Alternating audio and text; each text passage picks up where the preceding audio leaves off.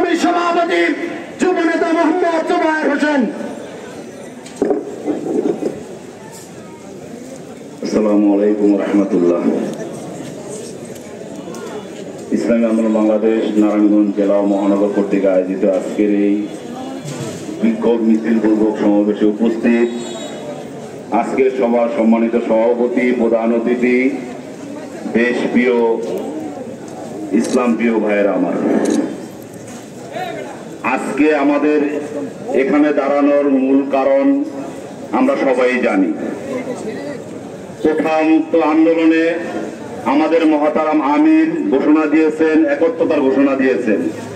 সেই ঘোষণা অনুযায়ী আমরা আজকে মাঠে অবস্থান করছি। আমরা আমাদের ছাত্র ভাইদের ন্যায্য অধিকার চাই, কারণ যার যার অভিজ্ঞতা দিয়ে, যার যার মেধা দিয়ে সে চাকরি পাবে, এখানে কোনো কোঠা চলবে না।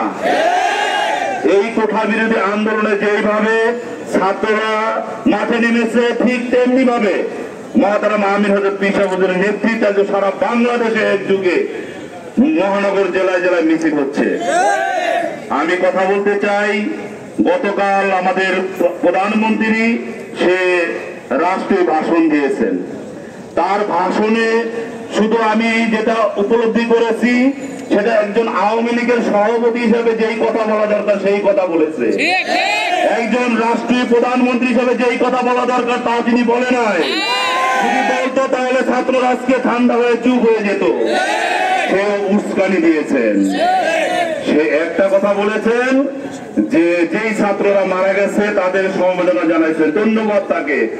কিন্তু সাথে সাথে আর একটা কথা বলেছেন, যেই 6 ছাত্র মারা গেছে, যেই 6 ছাত্রকে যেই সন্ত্রাসীরা হত্যা করেছে, সেই সন্ত্রাসীদের চিহ্নিত করে তাদেরকে বিচার করবেন, ধন্যবাদ আপনাকে।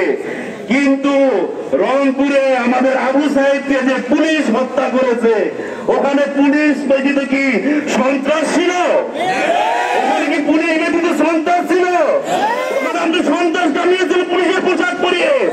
জাতিরা জানতে চায়, জাতি আজকে জানতে চায় আপনার কাছে, পুলিশ বাহিনী কি জনগণের বন্ধু না আপনার চাকুটারি?